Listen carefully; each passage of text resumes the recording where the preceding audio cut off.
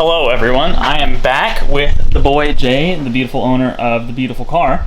And the last video, I think we just did some general updates with like the seat, putting the seat in, maybe going for a little spin around the block.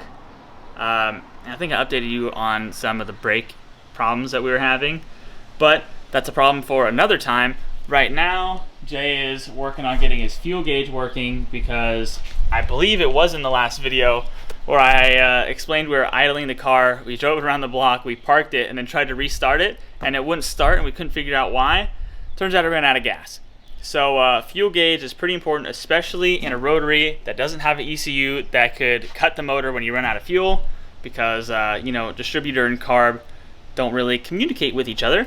But we could communicate with our brains using that right there, which is a fuel sending unit. Once Jay figures out what's wrong with that, or if he needs a new one, or if it was just hooked up wrong in the past, we could get our fuel gauge working and not have to worry about running out of fuel, landing the motor out, and blowing it up. Yeah. Which is a good thing, although we do have a 13B that might eventually end up in that car, but the 12A wants to live its life out first. Also, check out these sauce loops.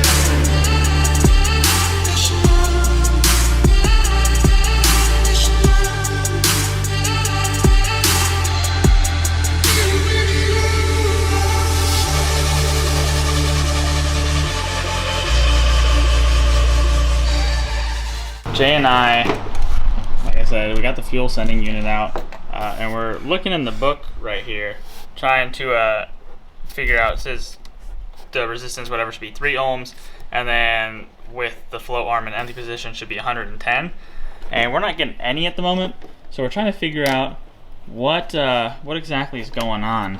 Oh. So. Oh, look out. Oh, I got it. Oh, sorry. Yeah. 200?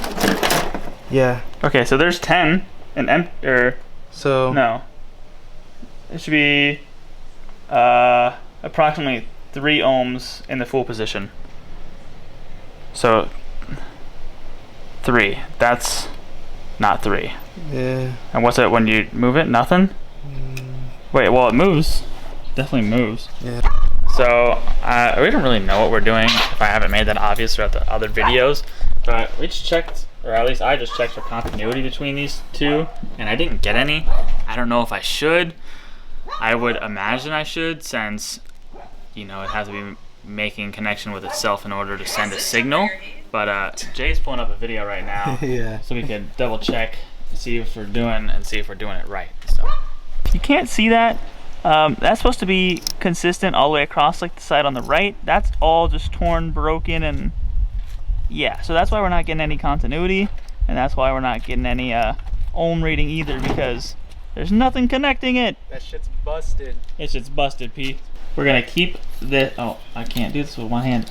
We're gonna keep this half of the coil, and we're gonna peel off this, connect a wire to here, wrap it around, and connect it back up to this pin right here, which I think should work. It's gonna be super band-aid, but hey, better than spending like 100 and whatever, 20, 30 bucks on a new one of these. Oh, which I'm still gonna do anyway. I just want to see I just want to know if this is a problem that can be fixed. If there's people out there that don't want to have to spend a lot of money to fix their fuel sending unit, at least you'll know that all you have to do to rebuild it yourself is just to take apart a couple of things and just, it's gonna be a bitch, but you're gonna have to do what you gotta do if you want your fuel gauge sending unit to work for your 79 or 80 SA.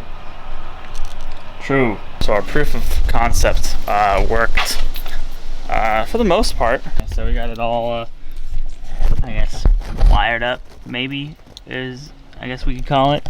But yeah, it's really. We hooked it up to the fuel gauge, which is right there. You can't really see it, but it's right there. And we actually got the fuel gauge to go up to about half, which means that it works.